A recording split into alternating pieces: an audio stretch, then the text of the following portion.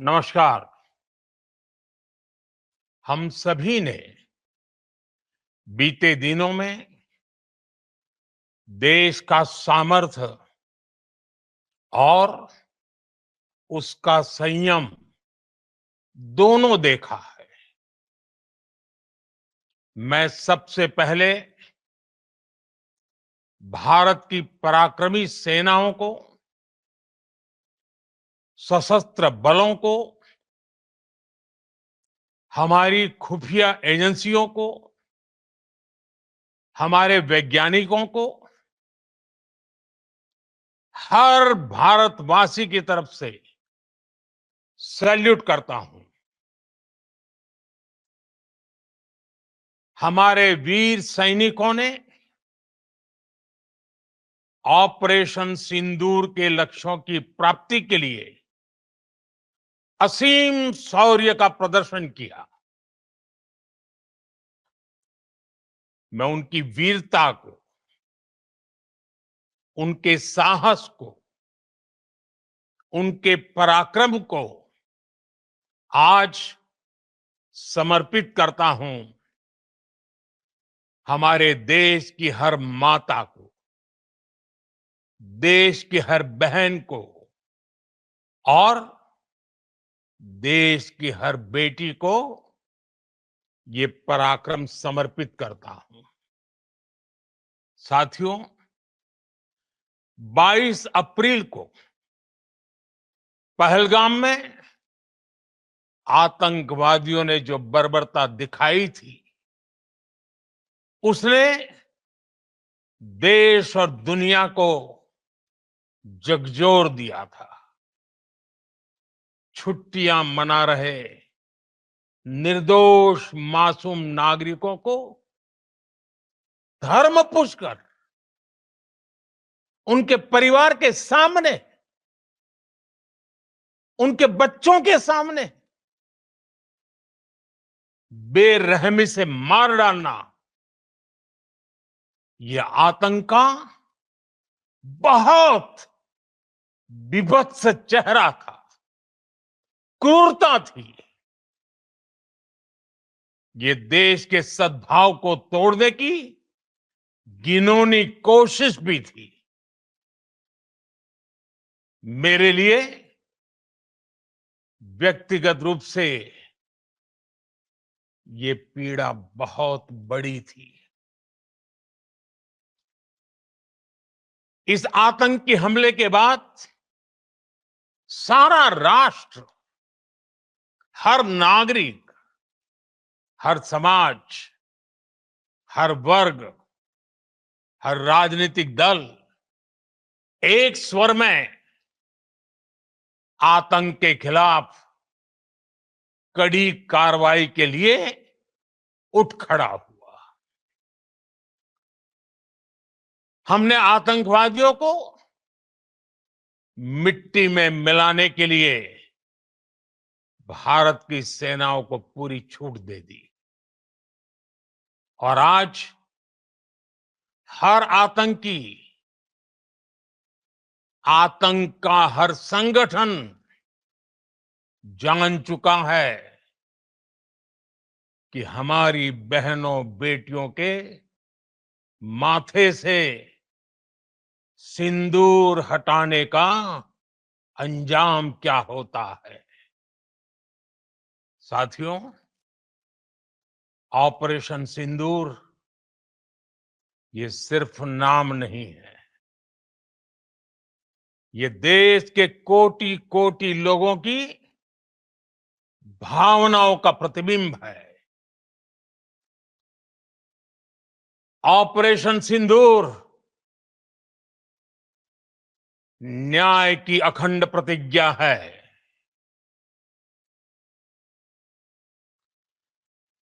6 मई की देर रात, 7 मई की सुबह पूरी दुनिया ने इस प्रतिज्ञा को परिणाम में बदलते देखा है।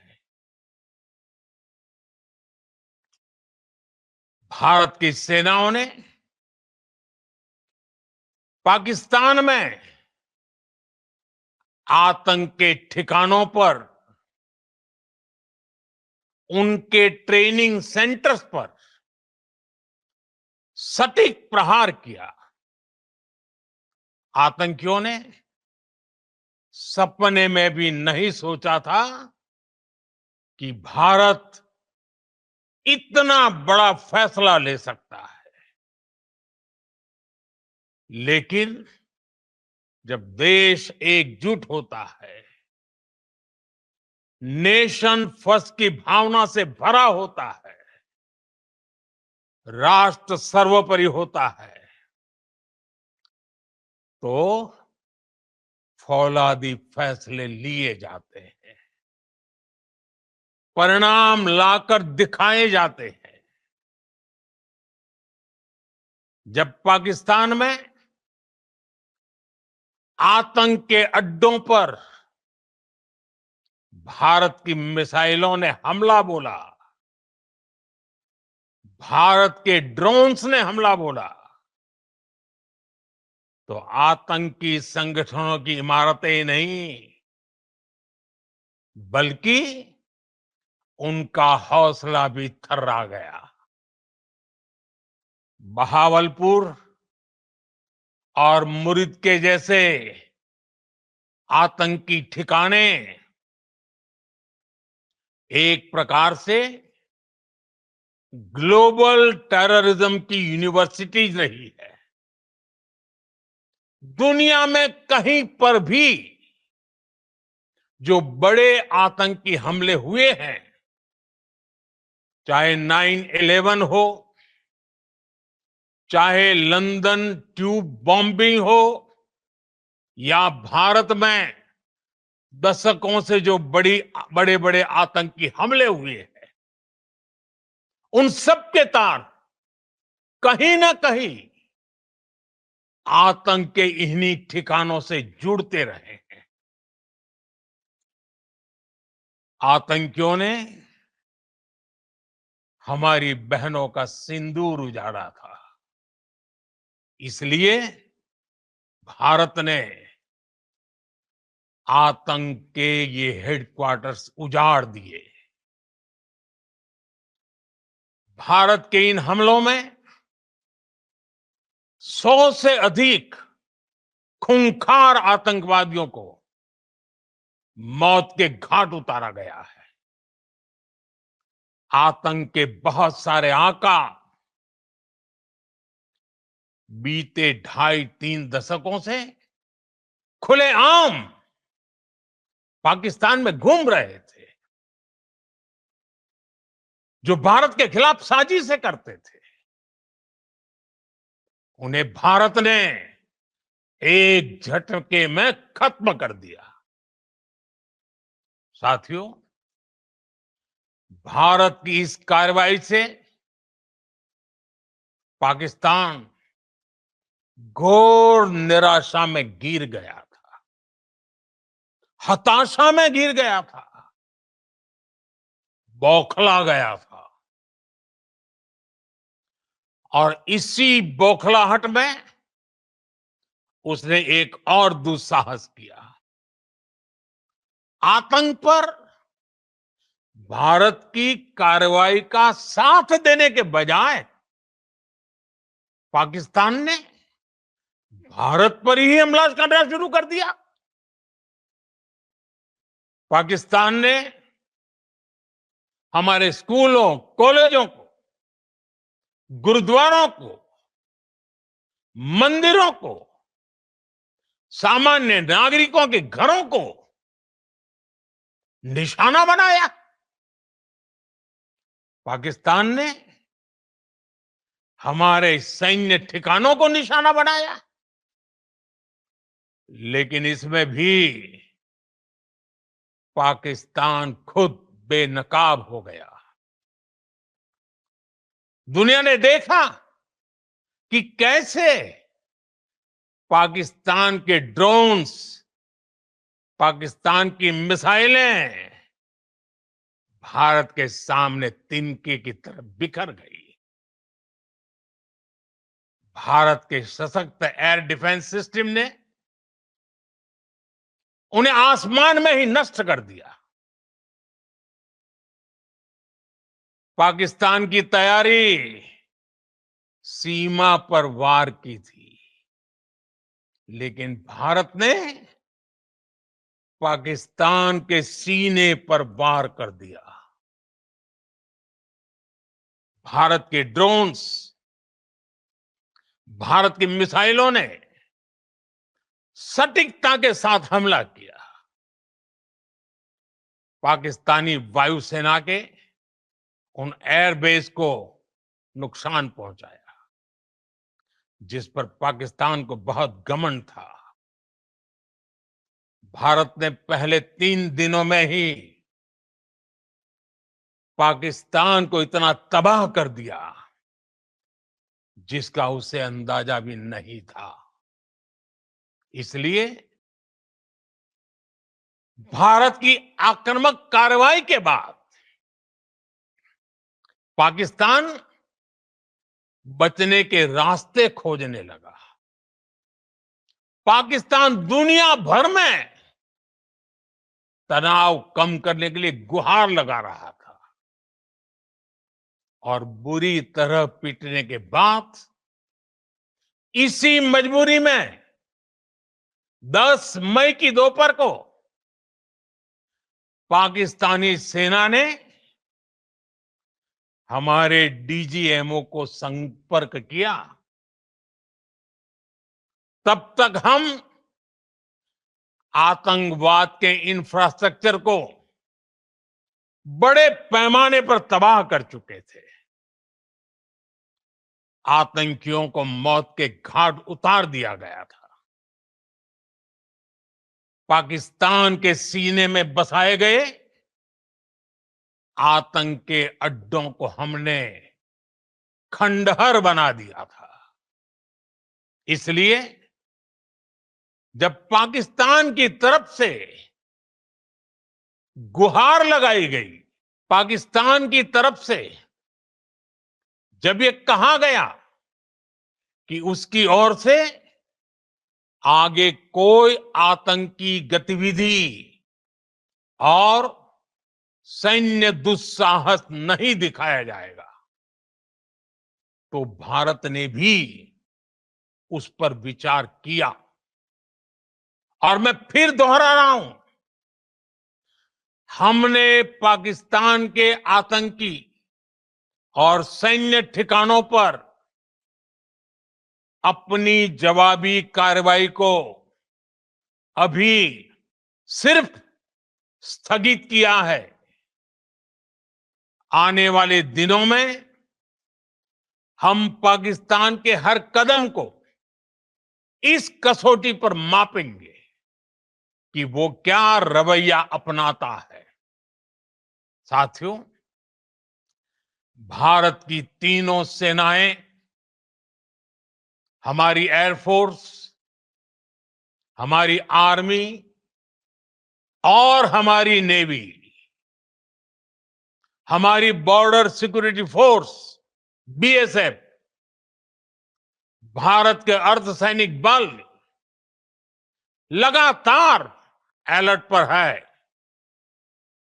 सर्जिकल स्ट्राइक और एयर स्ट्राइक के बाद अब ऑपरेशन सिंदूर आतंक के खिलाफ भारत की नीति है। ऑपरेशन सिंदूर ने आतंक के खिलाफ लड़ाई में एक नई लकीर खींच दी है, एक नया पैमाना, न्यू नॉर्मल तय कर दिया है। पहला, भारत पर आतंकी हमला हुआ तो मुंह तोड़ जवाब दिया जाएगा। हम अपने तरीके से, अपनी शर्तों पर जवाब देकर रहेंगे। हर उस जगह जाकर कठोर कार्रवाई करेंगे जहां से आतंक की जड़ें निकलती हैं। दूसरा, कोई भी न्यूक्लियर ब्लैकमेल भारत नहीं सहेगा। न्यूक्लियर ब्लैकमेल की आड़ में पनप रहे आतंकी ठिकानों पर भारत सटीक और निर्णायक प्रहार करेगा। तीसरा, हम आतंक की सरपरस्त सरकार और आतंक के आकाओं को अलग अलग नहीं देखेंगे। ऑपरेशन सिंदूर के दौरान दुनिया ने पाकिस्तान का वो घिनौना सच फिर देखा है, जब मारे गए आतंकियों को विदाई देने पाकिस्तानी सेना के बड़े बड़े अफसर उमड़ पड़े। स्टेट स्पॉन्सर्ड टेररिज्म का ये बहुत बड़ा सबूत है। हम भारत और अपने नागरिकों को किसी भी खतरे से बचाने के लिए लगातार निर्णायक कदम उठाते रहेंगे। साथियों, युद्ध के मैदान पर हमने हर बार पाकिस्तान को धूल चटाई है और इस बार ऑपरेशन सिंदूर ने नया आयाम जोड़ा है।